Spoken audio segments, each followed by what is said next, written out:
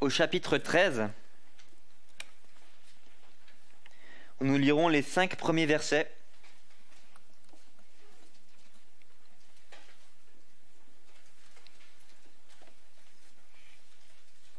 Luc 13, 1 à 5.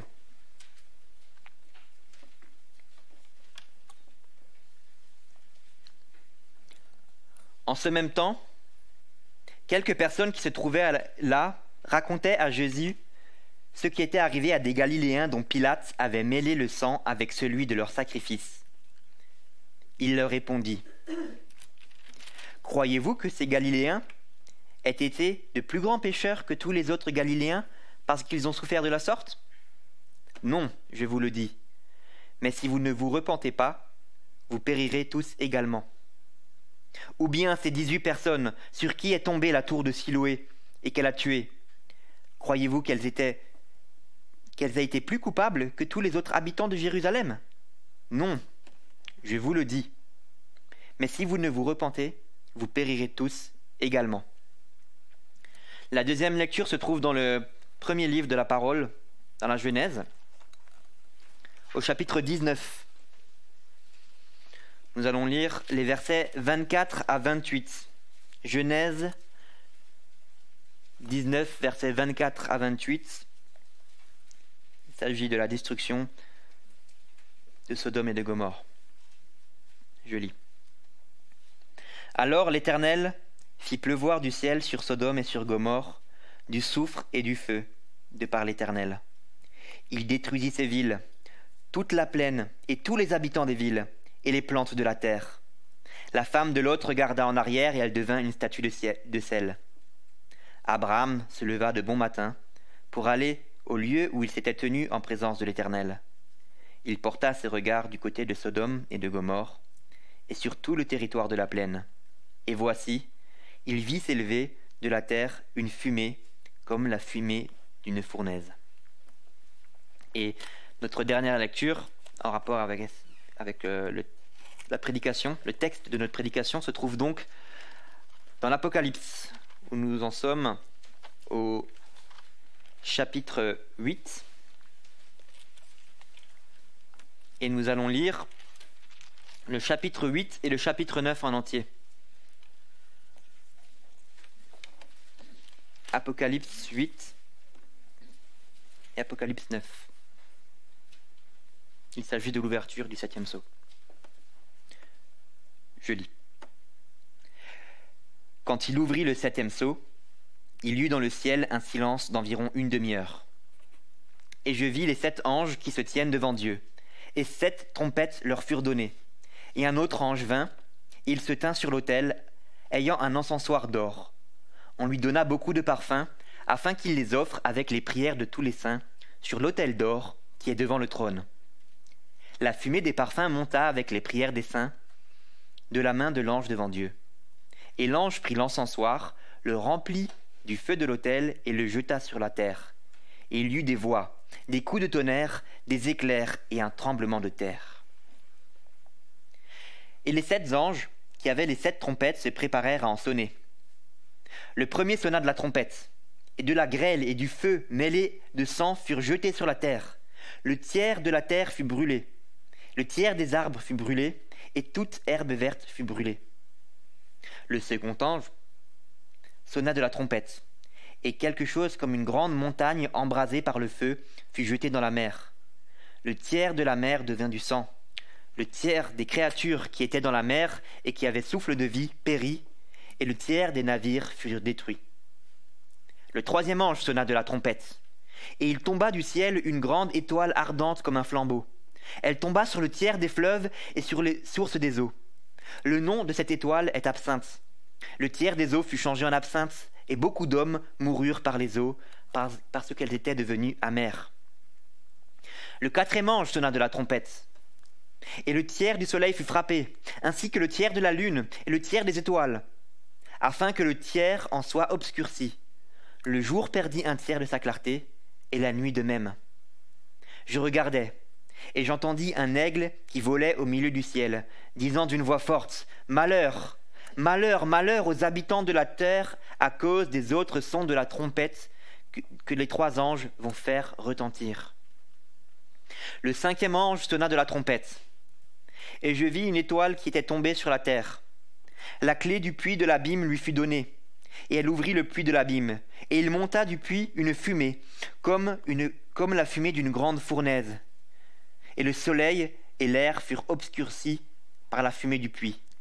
Des sauterelles sortirent de la fumée et se répandirent sur la terre, et il leur fut donné un pouvoir comme le pouvoir qu'ont les scorpions de la terre. Il leur fut dit de ne point faire de mal à l'herbe de la terre, ni à aucune verdure, ni à aucun arbre, mais seulement aux hommes qui n'avaient pas le sceau de Dieu sur le front. Il leur fut donné non de les tuer, mais de les tourmenter pendant 5 mois. Et le tourment qu'elles causaient était comme le tourment que cause le scorpion quand il pique un homme. En ces jours-là, les hommes chercheront la mort, ils ne la trouveront pas, ils désireront mourir, et la mort fuira loin d'eux. Ces sauterelles ressemblaient à des chevaux parés pour le combat. Il y avait sur leur tête comme une couronne semblable à de l'or, et leur visage était comme un visage d'homme. Elles avaient des cheveux comme des cheveux de femme, et leurs dents étaient comme des dents de lion. Elles avaient des cuirasses comme des cuirasses de fer, et le bruit de leurs ailes était comme un bruit de chars à plusieurs chevaux qui courent au combat.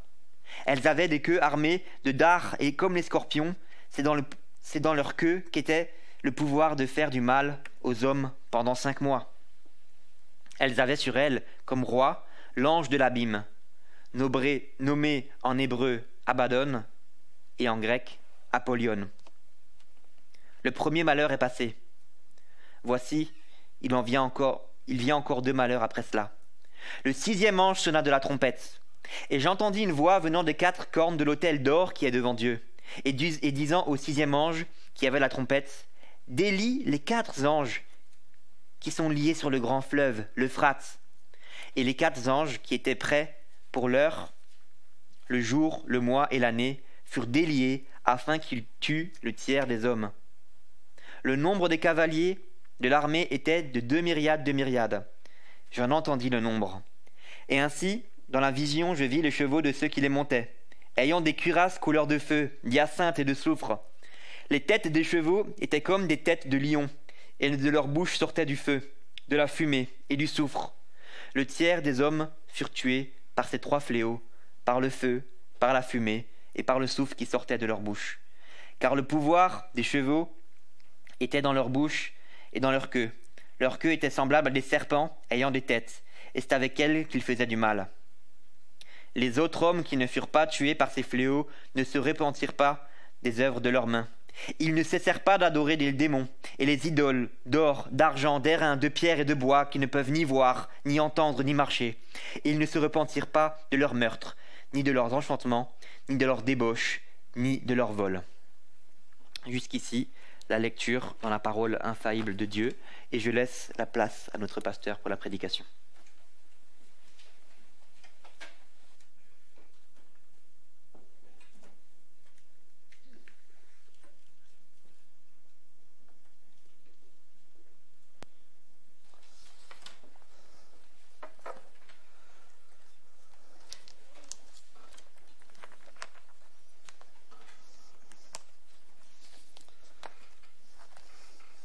Excusez-moi, c'était un peu un long texte dans le livre de l'Apocalypse, mais il me semble que c'est un peu difficile de le couper. Donc, voilà. Pour bien comprendre l'effet que produit sur Jean l'ouverture du 7e sceau, au chapitre 8, verset 1, il est important de se rappeler dans le contexte dans lequel il se trouve. En regardant dans le ciel, chapitre 4 et 5, puis aussi à la fin du chapitre, au milieu du chapitre 7, Jean a vu les foules célestes qui adorent Dieu, qui est assis sur son trône, et l'agneau, qui est le seul digne d'ouvrir le livre du plan de Dieu et d'en rompre les sceaux.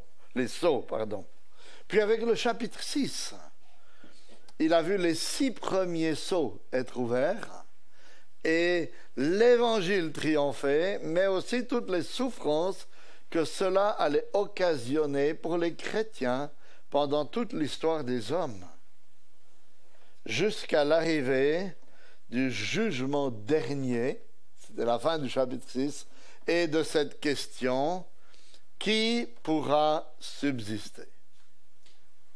Et il a répondu à la question, ou Dieu a répondu à la question, au chapitre 7, en lui montrant que ceux qui peuvent subsister sont ceux qui ont 3 caractéristiques bien précises.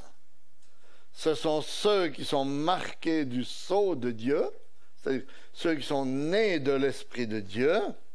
Ce sont ceux qui sont vêtus de vêtements blancs, lavés dans le sang de l'agneau. Ça veut dire ceux qui sont justifiés par l'œuvre de Jésus-Christ. Et 3e caractéristique, ceux qui ont l'agneau pour berger, qui font partie ainsi de son troupeau. Donc ce sont ceux qui subsisteront lors du jugement dernier, nous dit Jean, ce sont ceux qui ont été sauvés par Christ et qui se trouvent dans sa main, parce qu'ils placent leur foi en lui. Et à la fin de ce 2e cycle de vision, vous voyez, tout baigne dans la paix, la sécurité, la tranquillité. Puis tout à coup, à l'ouverture du 7e sceau, chapitre 8, verset 1, tout s'arrête. C'est le silence total pendant une demi-heure. Quand il ouvrit le 7e sceau, il y eut dans le ciel un silence d'environ une demi-heure. C'est peu une demi-heure, mais c'est extrêmement long quand il faut supporter le silence. Quand il y a un moment de prière et que personne ne prie, après combien de minutes, peut-être même plutôt je devrais dire de secondes, est-ce que vous commencez à vous sentir mal à l'aise? C'est pas très long, n'est-ce pas? Un pasteur qui m'a formé me disait, dans un moment de prière, avant d'arrêter le moment, tu peux compter jusqu'à 40, tranquillement. Ça, c'est à peu près ce qu'une personne normale peut supporter comme silence. Après, ça devient dur. Ça devient pesant. Et c'est exactement ce qui se passe, là, vous voyez. Ce silence devient pesant. Une demi-heure de silence, on dit, qu'est-ce qui va arriver? Et on commence à refaire toute... ça tourne dans la tête, vous voyez, etc. Et en fait, on découvre que la Bible fait souvent un lien entre le silence et le jugement de Dieu. Donc, ce silence qui devenait pesant devait annoncer le jugement de Dieu qui allait arriver. Regardez Psaume 35, 22, 23. Éternel, tu le vois, ne reste pas en silence. Seigneur, ne t'éloigne pas de moi.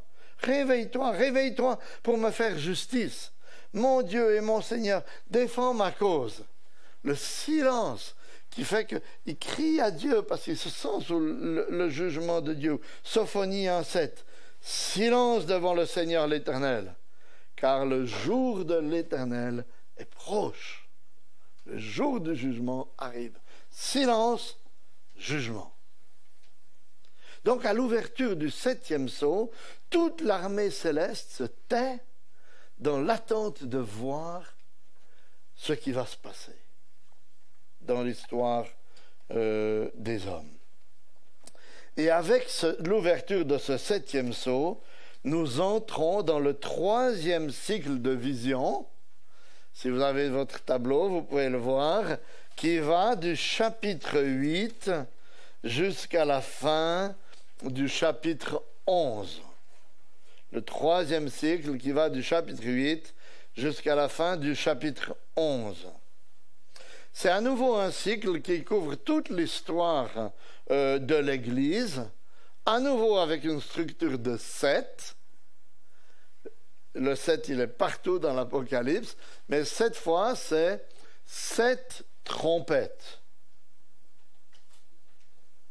Et comme le cycle précédent, on va voir celui-ci en plusieurs étapes.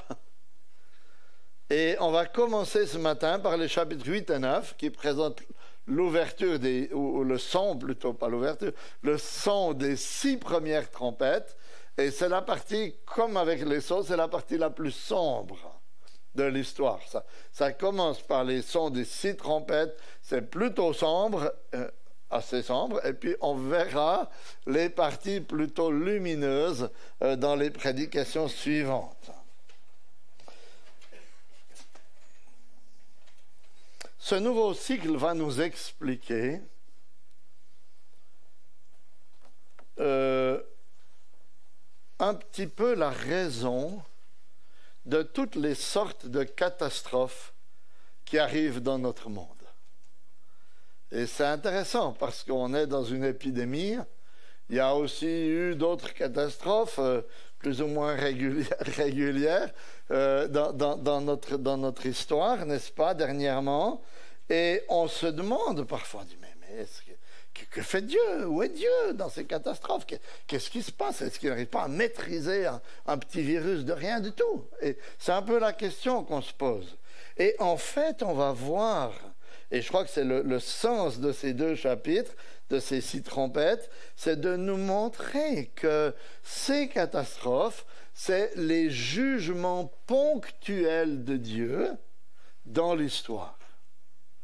Elles n'échappent pas au contrôle de Dieu, comme on va le voir. Au contraire, c'est lui qui les envoie, c'est lui qui est en contrôle dans un but bien précis. Et c'est ce qu'on va découvrir. Ce qui est peut-être important de savoir aussi, c'est que ce livre de l'Apocalypse a été écrit une quinzaine d'années après, très probablement, après l'éruption du Vésuve et la destruction de la ville de Pompéi et tout ce que ça a impliqué. C'était une catastrophe assez phénoménale, vous voyez, et qui avait marqué les êtres humains. Et je ne vais pas trop m'y référer, mais si vous gardez ça à l'esprit, ça peut vous parler, même quand tout à coup le ciel s'obscurcit. Vous vous souvenez, l'année passée, il y a 2 ans, qu'il y a eu l'éruption de ce volcan en Islande, et puis, où même les avions ne pouvaient plus circuler, comme s'il n'y avait plus de soleil. Hein. Donc, je ne vais pas revenir en détail là-dessus, mais simplement gardez ça à l'esprit. Rappelons-nous aussi que si ces choses nous sont annoncées, ce n'est pas pour nous décourager. Parce que le livre de l'Apocalypse, ce n'est pas un livre qui est là pour décourager les chrétiens. Au contraire, c'est un livre qui est là pour nous encourager à savoir que Dieu est en contrôle et qu'il maîtrise toutes choses. Il y a quelque temps, je discutais avec un prof de théologie qui allait enseigner l'Apocalypse à des pasteurs kabyles en Algérie. Alors on peut se demander s'il n'y a pas autre chose de plus intéressant à enseigner que l'Apocalypse à des pasteurs kabyles. Ils ont peut-être d'autres choses à apprendre. Et ce qu'il me disait, lui, c'est que ce qui était intéressant, c'est que ces pasteurs se trouvent dans un contexte assez analogue avec les premières églises dans l'Apocalypse. Parce qu'elles sont minoritaires dans des pays qui rejettent l'Évangile. Il y a des persécutions et des choses difficiles à vivre pour eux. Et ce que ce prof me disait, après avoir présenté l'Apocalypse, un peu de la manière dont j'essaie de le présenter, avec ce sigle, etc., me disait que c'était étonnant de voir comme ça encourageait ces pasteurs et ces chrétiens. De se dire, ah ouais, ok, c'est des situations difficiles, mais elles n'échappent pas au contrôle de notre Dieu, et on peut rester serein et paisible, sachant que tout est dans sa main. Donc, on va voir ce 3e cycle de vision, et il commence tout d'abord par nous montrer, dans les versets 2 à 6, que les jugements ponctuels de Dieu sont en accord avec la prière de l'Église. Je vais vous expliquer ça. Les jugements ponctuels de Dieu sont en accord avec la prière de l'Église. Dans ces versets, Jean est à nouveau dans le ciel, au verset 2. Et il voit 7 anges qui se tiennent debout devant Dieu et qui reçoivent 7 trompettes. Verset 2. Je vis les 7 anges qui se tiennent devant Dieu et 7 trompettes leur furent données. Donc ils se préparent à sonner, mais avant qu'ils sonnent de la trompette, à partir du verset 7, Jean voit un autre ange qui se tient sur l'autel, c'est-à-dire devant Dieu lui-même, sur l'autel sur lequel on offrait les prières, l'autel des parfums. Et cet ange, attendez, je me perds dans mes notes. Et que tient-il? Oui, que tient-il? Il tient un encensoir à la main, une sorte de coupe dans laquelle on mettait des parfums, et il reçoit beaucoup de parfums à offrir. C'était sans doute du parfum à base d'encens, puis ça s'appelle un encensoir, et il y avait une formule particulière du parfum qui était utilisée pour le temple dans l'Ancien Testament. Et que représente ce parfum? Le parfum représente les prières des chrétiens. On avait déjà vu ça au chapitre 5, verset 8. Des coupes remplies de parfums qui sont les prières des saints. Donc l'ange est là, sur cet autel, avec l'encensoir rempli de parfums, et il présente cet encensoir devant Dieu avec les prières des saints, nous est-il dit au verset 4, c'est-à-dire avec les prières de ceux qui ont placé leur confiance dans le Seigneur Jésus-Christ. C'est ça les saints. Verset 4. La fumée des parfums monta avec les prières des saints de la main de l'ange devant Dieu. Et on a ici une description imagée de ce qui se passe dans les cieux lorsque nous prions. Nos prières montent vers Dieu qui est assis sur le trône. Et il prend plaisir à les entendre parce que ce sont les prières de ses enfants. Il les accueille parce que ses prières sont rendues agréables par l'œuvre de son Fils. Oui. Quel réconfort et quel encouragement à prier, n'est-ce pas? De savoir que malgré notre faiblesse, malgré notre péché, malgré notre manque de connaissance, notre indignité, nos prières montent jusqu'à Dieu qui prend plaisir à les accueillir. Même quand vous ne voyez pas de résultat à la prière, ne pensez pas qu'elle est restée à la hauteur du plafond. Dieu prend plaisir à accueillir la prière, à écouter la prière de ses enfants. Et quel est le résultat de ces prières? Verset 5. L'ange prit l'encensoir, le remplit du feu de l'autel et le jeta sur la terre. Il y eut des tonnerres, des voix et des éclairs et un tremblement de terre. Et les 7 anges qui tenaient les 7 trompettes se préparèrent à sonner. Vous voyez, une fois l'encensoir vidé du parfum de ces prières, il est rempli du feu de l'autel et il est jeté sur la terre. Et alors, les jugements de Dieu peuvent commencer à se répandre, comme le démontrent les tonnerres, les voix, les tremblements de terre. Et peut-être vous êtes un peu surpris que les jugements de Dieu dans ce monde viennent suite à votre prière, à la prière de l'Église. Vous dites, mais j'ai jamais prié pour que Dieu envoie de tels cataclysmes. J'ai jamais prié pour qu'il répande son jugement sur le monde et sur mes proches. C'est peut-être vrai, Mais alors pourquoi priez-vous? Si votre prière est gouvernée par le modèle de prière que Jésus nous a donné, le Notre Père, vous ne devriez pas être surpris par cette réponse de Dieu.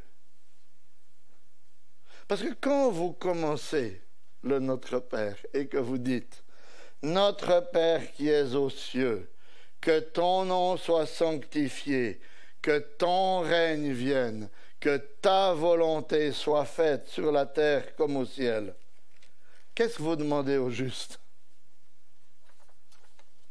Vous demandez que Dieu intervienne dans l'histoire des hommes et qu'il démontre sa sainteté, qu'il démontre que son royaume s'établisse et que sa volonté soit faite parmi les hommes. Et comment est-ce que Dieu répond à cette requête? Mais il répond en intervenant dans l'histoire des hommes pour montrer sa sainteté, établir son règne, accomplir sa volonté. Comment alors Dieu peut-il montrer sa sainteté dans notre monde?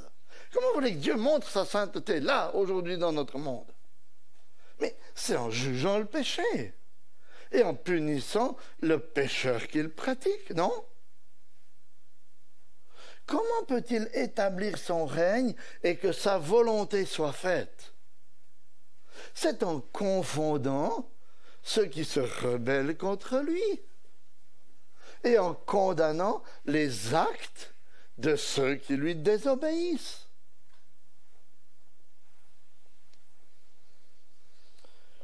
Un jour, je discutais avec des amis dont les enfants ne sont pas chrétiens.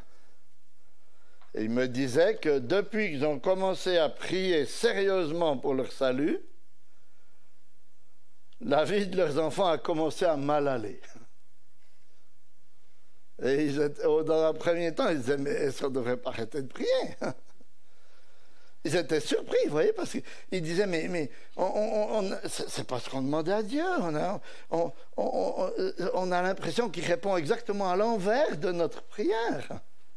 Jusqu'au moment où ils ont compris que c'était la manière par laquelle Dieu voulait parler à leurs enfants. Et c'est exactement ça, vous voyez? Comment voulez-vous que les gens reconnaissent leurs péchés, voient leur misère, leurs besoins de Dieu tant que tout va bien, et que leurs actes égoïstes et mauvais leur apportent satisfaction et bien-être? C'est impossible. C'est pas impossible, parce que tout est possible à Dieu, mais normalement, c'est pas comme ça que ça se passe. Et voyez, les jugements ponctuels de Dieu, qu'on va découvrir là-dedans, avec ces 6 premières trompettes, sont annoncés au moyen de trompettes, parce que la trompette, dans le contexte de l'Ancien Testament, avait pour fonction d'avertir que le jugement allait arriver et d'appeler aussi les gens à la repentance. Les avertir et les appeler à se détourner de leur voie. Et les 6 premières trompettes nous annoncent 3 types de jugements ponctuels distincts, différents. Il y a le jugement de Dieu sur la nature, dans les chapitres 8, versets 7 à 12. Puis il y a les jugements de Dieu dans les âmes des hommes, 8, 13 à 9, 11. Et puis les jugements de Dieu dans les corps des hommes, 9, 12 à 21. Et ce sera les 3 points de cette prédication, maintenant les 3 points suivants jusqu'à la fin. N'ayez crainte, je vais essayer de maîtriser le temps quand même si c'est un texte un peu compliqué. Donc d'abord, c'est notre deuxième point, après avoir vu les jugements ponctuels de Dieu sont en accord avec la prière de l'Église. Maintenant, on voit que ces jugements ponctuels de Dieu, on les voit dans la nature. Comme les 4 premiers sceaux, les 4 premières trompettes forment un tout. Elles sont unies. Elles décrivent les jugements ponctuels de Dieu sur la nature qui se répètent tout au long de l'histoire humaine. Avec la première trompette, verset 7, c'est l'annonce du jugement de Dieu sur un tiers de la terre, des arbres et sur toute l'herbe. Avec la deuxième trompette, versets 8 et 9, c'est un tiers de la mer, des créatures marines et des navires qui sont frappés par une grande montagne embrasée qui est jetée à la mer. Avec la troisième trompette, versets 10 et 11, c'est un tiers des sources d'eau douce qui deviennent amères, suite à la chute d'une étoile appelée absinthe sur la terre. Et avec la quatrième trompette, verset 12, c'est un tiers de la clarté des astres qui s'en va. Et ces 4 premières trompettes, sans entrer trop dans les détails, nous enseignent qu'il y a une façon chrétienne de comprendre ce qui se passe dans la nature, aujourd'hui comme au 1er siècle d'ailleurs. Si vous lisez les journaux et écoutez les infos, vous aurez presque chaque jour une assez longue liste de catastrophes qui rentrent dans ces catégories mentionnées par ces 4 trompettes. Des tsunamis, des pollutions de rivières, des espèces qui disparaissent, des volcans en éruption, des feux de forêt, etc. Et que font les médias après avoir mentionné ces choses? En général, ils se limitent à nous culpabiliser à cause de notre manque de préoccupation écologique. Et ça s'arrête là. Je ne vais pas entrer dans le débat sur l'écologie. Hein. Peut-être qu'il y a un aspect qui est lié à ça. Mais le problème, c'est que si on s'arrête là, on ne fait pas une lecture chrétienne de ces situations.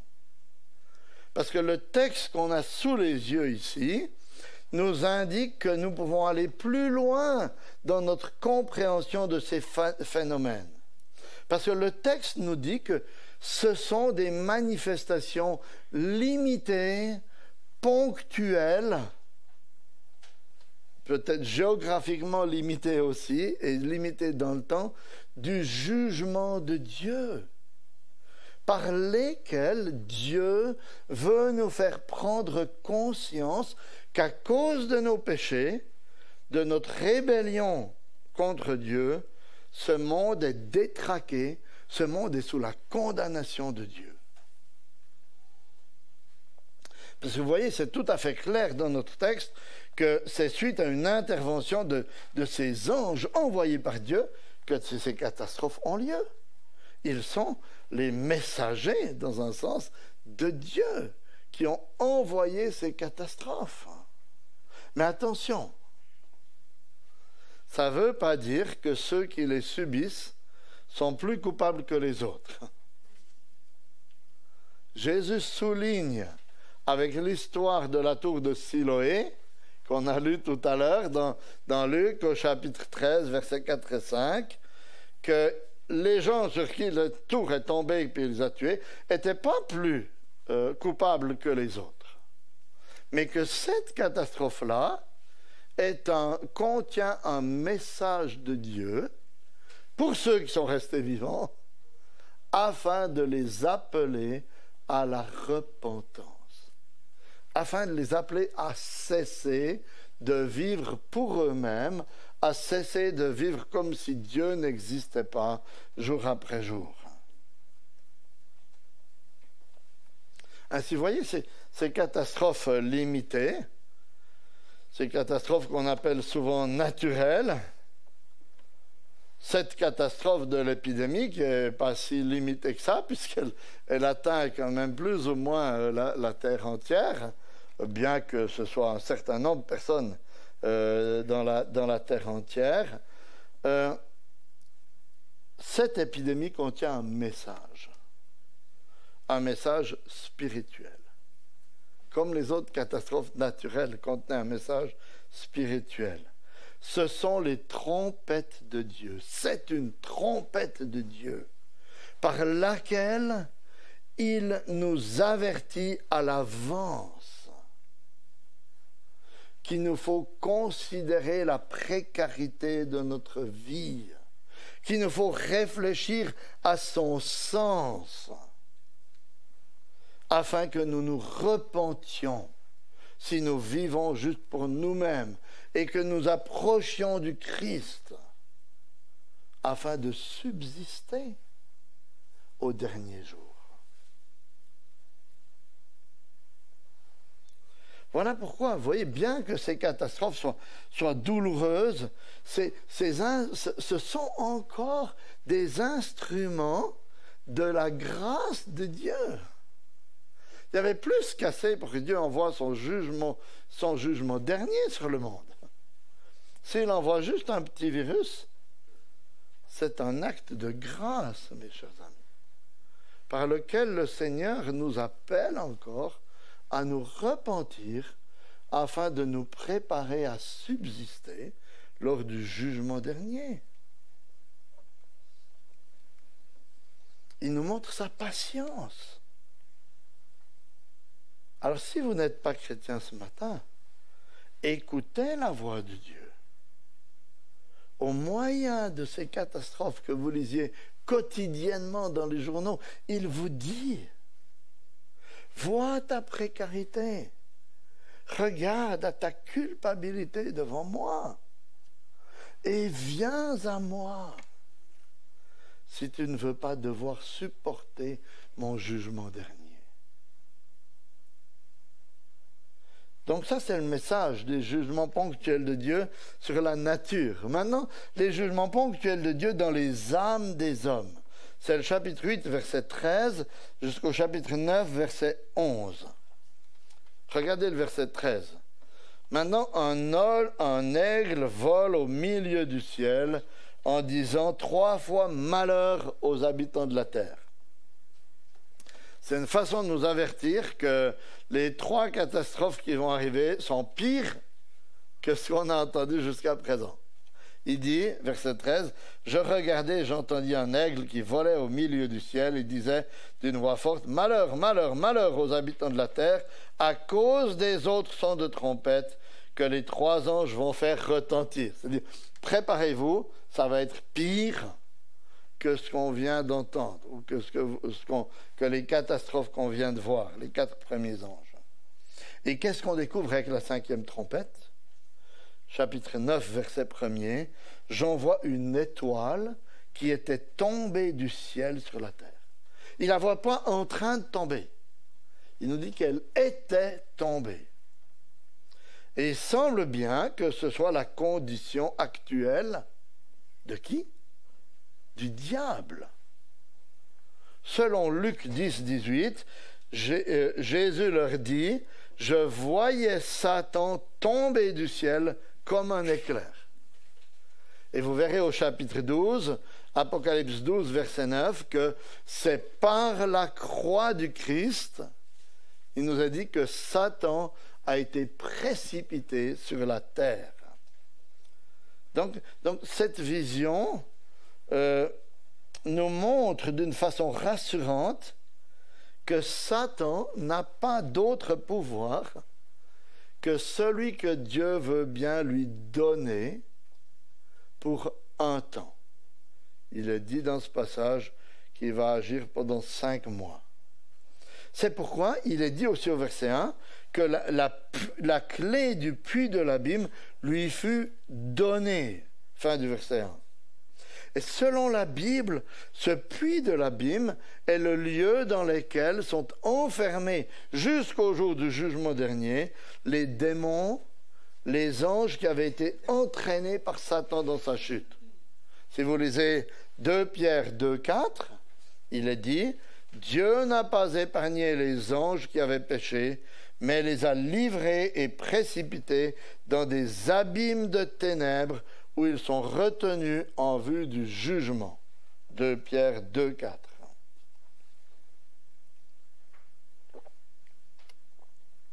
Une fois la clé reçue,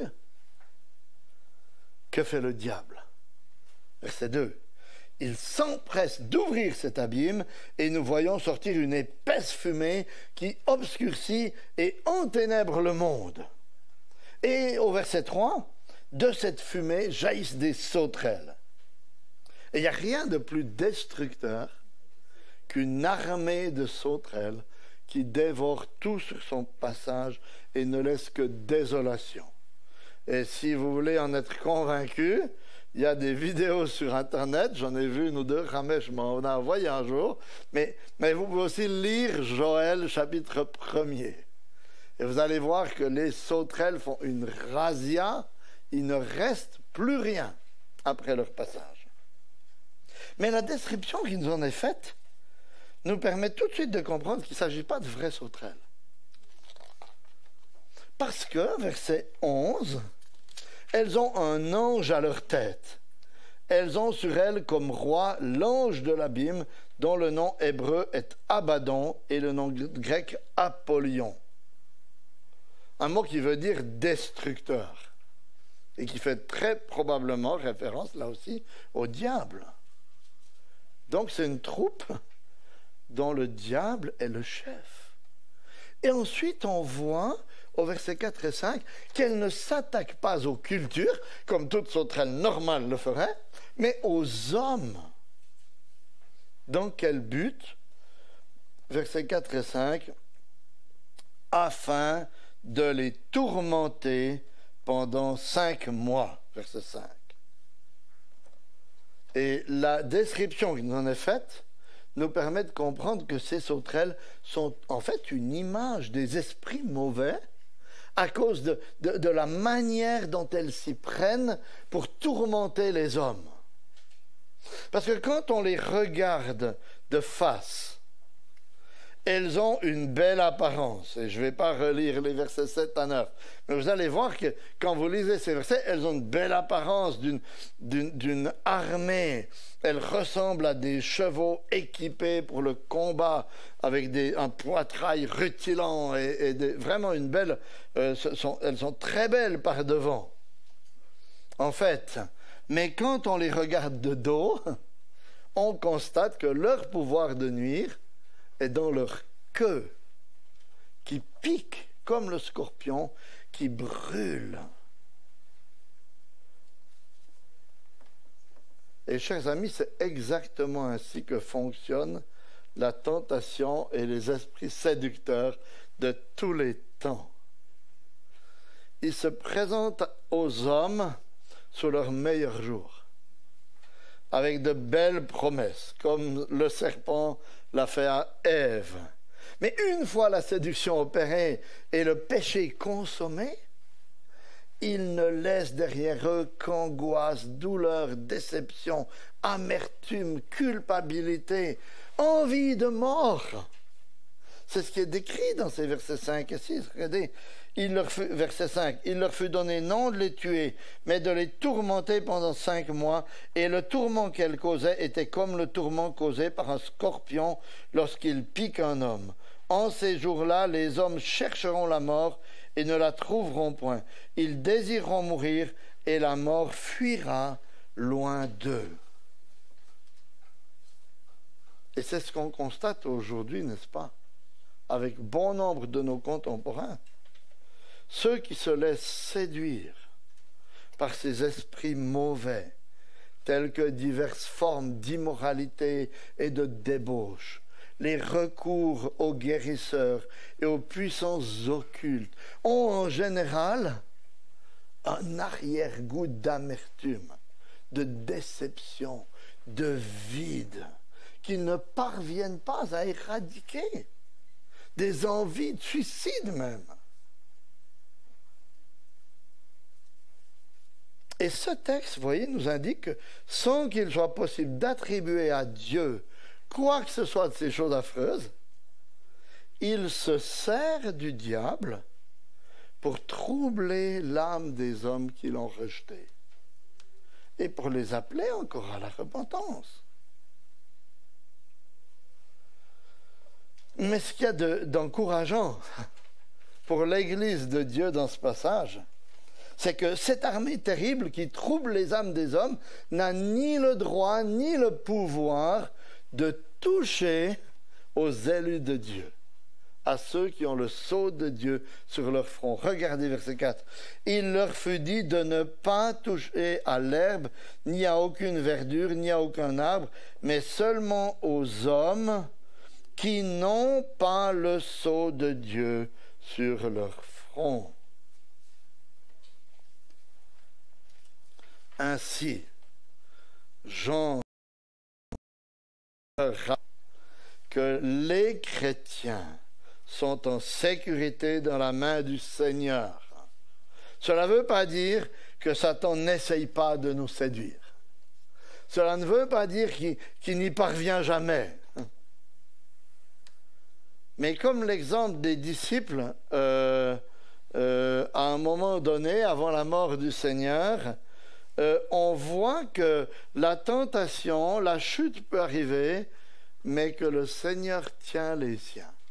Jésus dit à Pierre, juste avant son reniement, « Simon, Simon, Satan vous a réclamé pour vous cribler comme le froment. Mais j'ai prié pour toi, afin que ta foi ne défaille pas. Et quand tu seras revenu à moi, affermis tes frères. » Oui. Ce qui est super encourageant dans ce verset, c'est qu'il ne dit pas « et si tu reviens à moi », comme s'il n'était pas sûr, mais « quand tu seras revenu à moi ». Il sait qu'il va passer par un moment de tentation extrême, il sait que Pierre va tomber, que les autres disciples vont tomber, mais il ne tombe pas de la main du Seigneur, il reste dans sa main. C'était Luc 22, 31-32. Vous voyez, ça veut dire que Satan ne peut pas ravir de la main de Dieu les enfants de Dieu parce qu'ils sont sa propriété. Et qu'ainsi, un chrétien ne peut pas être possédé par un esprit mauvais parce qu'il est la propriété de Dieu. Quel réconfort pour nous quand nous voyons les esprits du mal troubler nos contemporains, nous tourner autour, chercher à nous faire tomber par toutes sortes de moyens subtils, plus subtils les uns que les autres. Mais quel avertissement aussi pour vous qui n'êtes pas chrétiens.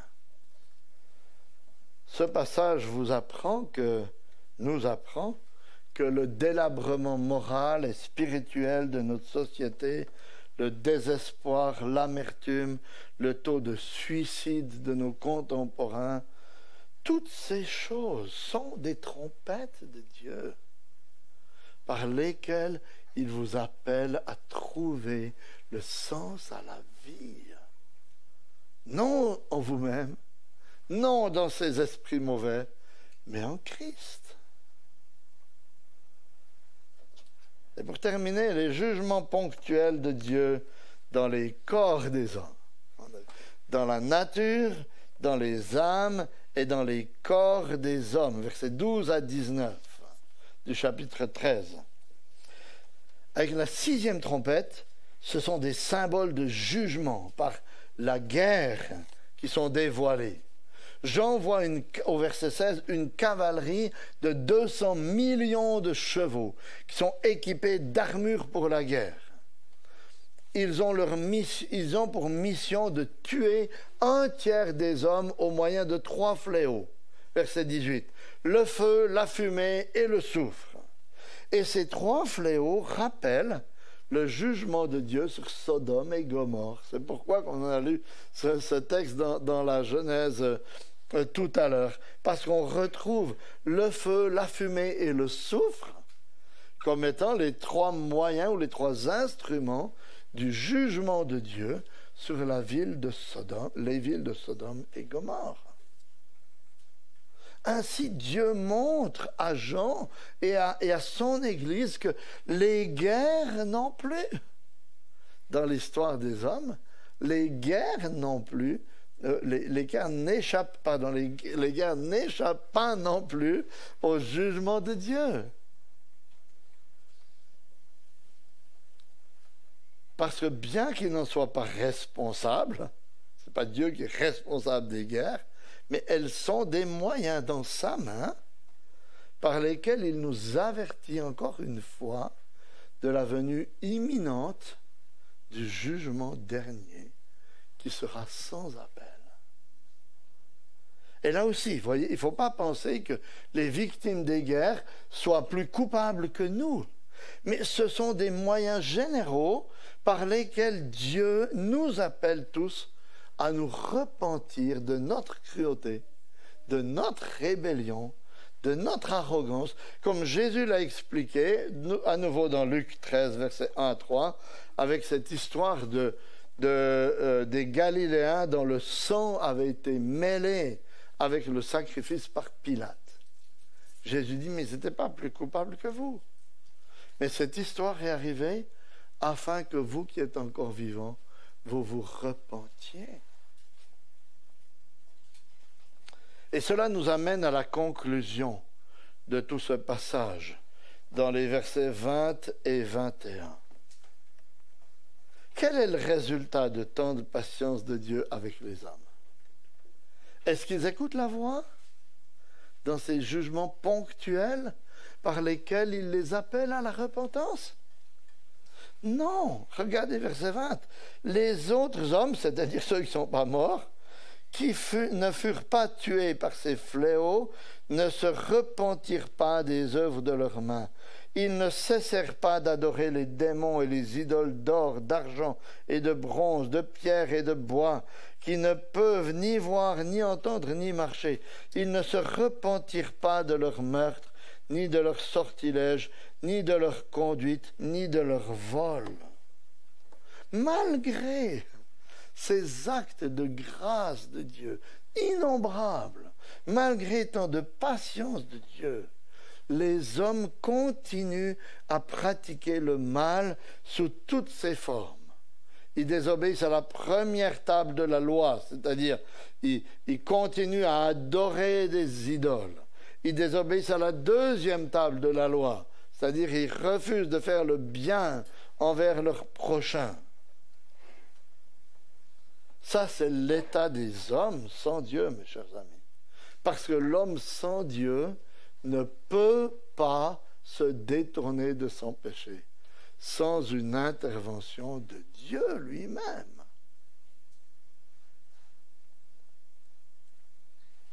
Quelle tristesse! Voilà 20 siècles que ces jugements limités de Dieu se déversent sur l'humanité. Tantôt dans un pays, tantôt dans un autre. Tantôt d'une manière, tantôt d'une autre. Et avec les moyens technologiques que nous avons aujourd'hui, on est informé presque en temps réel, minute après minute, de ces catastrophes aux quatre coins du monde. On suit l'épidémie de Covid avec les nombres de morts à travers le monde jour après jour, à une personne près quasiment. On a mis en place des gestes barrières, on espère dans un vaccin. Mais qui se remet en question quant à sa relation avec Dieu? Qui vient à lui pour implorer son pardon?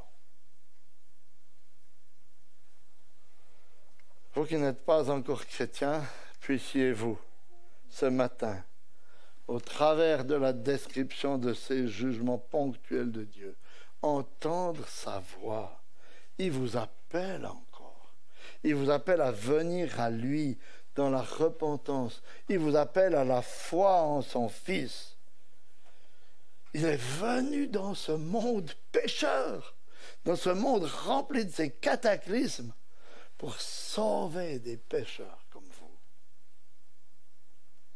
Et vous qui êtes chrétiens, qu'au moyen de ce texte, vous puissiez avoir un nouveau regard sur notre réalité quotidienne et vous souvenir que dans toutes ces calamités auxquelles nous devons faire face, le Dieu souverain qui est votre Père est à l'œuvre. Il parle en manifestant au monde son caractère saint, juste, miséricordieux, en réponse à la prière de son Église. Alors restons confiants et paisibles en lui. Amen.